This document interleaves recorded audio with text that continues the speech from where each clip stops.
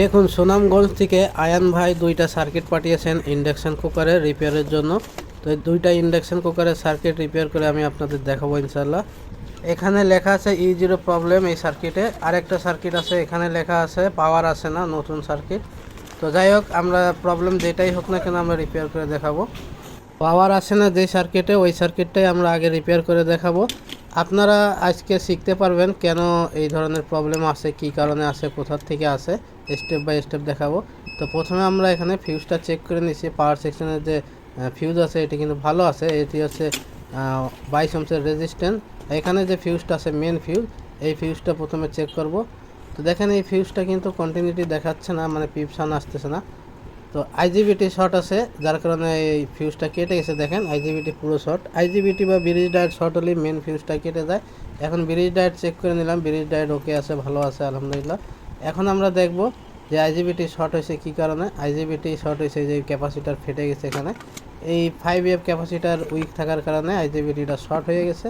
আর আইজিবিটি short হওয়ার কারণে fuse কেটে গেছে, আর ফিউজ কেটে যাওয়ার কারণে কিন্তু পাওয়ার সেকশন অফ হয়ে গেছে।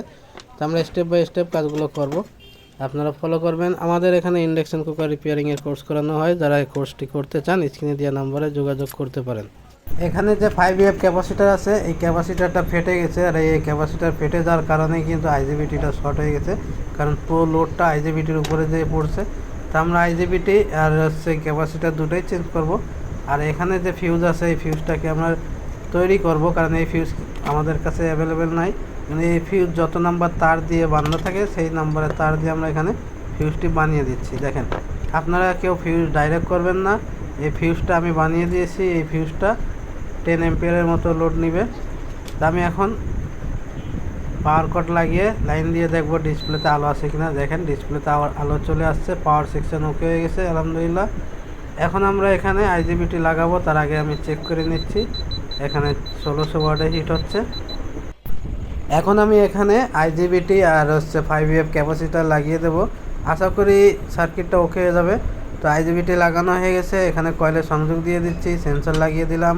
কয়েলের উপরে একটা গ্লাস রেখে এর উপরে একটু পানি দিয়ে বাটি রেখে দিব, আর কুলিং ফ্যানের সংযোগ দিয়েছি। এখন দেখেন ডিসপ্লেতে আলো চলে আসছে, অন করার সাথেই হিট হবে। এখানে অ্যাম্পিয়ার মিটারে 00 আছে। যখন চুলাটা অন করব, অন করার সাথে যখন হিট হবে তখন অ্যাম্পিয়ার মিটারে খেয়াল করতে হবে যে কত অ্যাম্পিয়ার লোড নিচ্ছে, কারণ অ্যাম্পিয়ারটা খুবই জরুরি। অ্যাম্পিয়ার যদি বেশি নেয় তাহলে কিন্তু আইজিবিটি টিকবে না। তো আমরা এটা ফলো করব যে আমাদের ইন্ডাকশানে কত অ্যাম্পিয়ার লোড নিচ্ছে। দেখেন 6.6 অ্যাম্পিয়ার লোড নিচ্ছে, অ্যাম্পিয়ারটা ঠিক আছে। ভিডিওটা ভালো লাগলে লাইক দিয়ে শেয়ার করে দিবেন। সবাই ভালো থাকবেন, আল্লাহ হাফেজ।